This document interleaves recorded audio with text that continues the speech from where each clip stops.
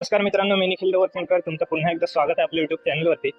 तर आज सच काय व्हिडिओ बनवायचा प्लॅन नव्हता, पण व्हिडिओ एडिटिंगसाठी ना टाइमच नाही भेटत आहे. म्हणून म्हटलं आधी ज्या मेन व्हिडिओ आहेत त्या एडिटिंग करून घेऊ हळूहळू, नंतरला मग ब्लॉग डेलीची शूट करू. पण आता आहे ना, एक सीन झाला. असं दुकान होतं बाजूला आणि काय होतं, मेडिकल होतं, काय होतं काय माहिती नाही.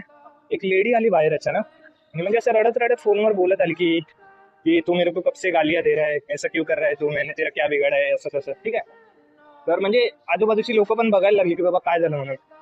मी पण बघायला लागलो की असं काय, ही अशी काय म्हणजे रडत बाहेर आली. तर ऍक्च्युली फोनवर बोलत होती असं असं. आता मला पण नक्की माहिती नाही तिचं काय झालंय, पण आहे ना, मला असं वाटतं काय माहितीये की तुम्ही जर दुसऱ्यांच्या मुलीला जर खुश नाही ठेवू शकत ना, तर त्यांना शिव्या घालायचा, त्यांच्यावर हात उगारायचा वगैरे पण तुम्हाला अधिकार नाही. ठीक आहे. म्हणजे ऍक्च्युली काही पण असू शकतं. तिने पण काही मिस्टेक केली असेल म्हणून तो मुलगा एवढा तिला शिव्या वगैरे देण्यापर्यंत पोहोचला असेल, किंवा तिची काय मिस्टेक नसेल तरी पण तिला असं ऐकून घ्यावं लागलं असेल. म्हणजे काही पण एक असू शकतं, आपण काय अंदाज नाही लावू शकत.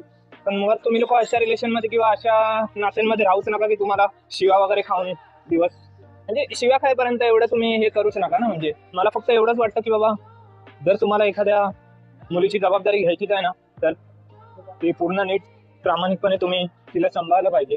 तर तुम्ही तिला खुश नाही ठेवू शकत, तर तिला शिव्या वगैरे घालण्याचा, तिच्यावर हात वगैरे उगारण्याचा पण तुम्हाला काहीच अधिकार नाही.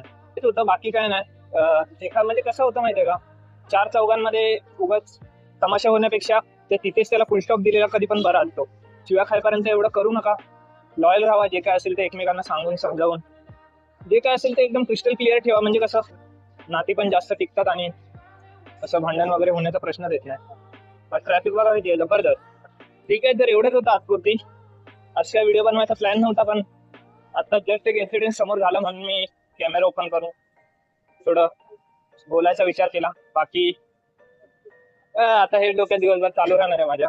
असो, बाकी आता आपण भेटू नेक्स्ट व्हिडिओ मध्ये. तोपर्यंत बाय बाय.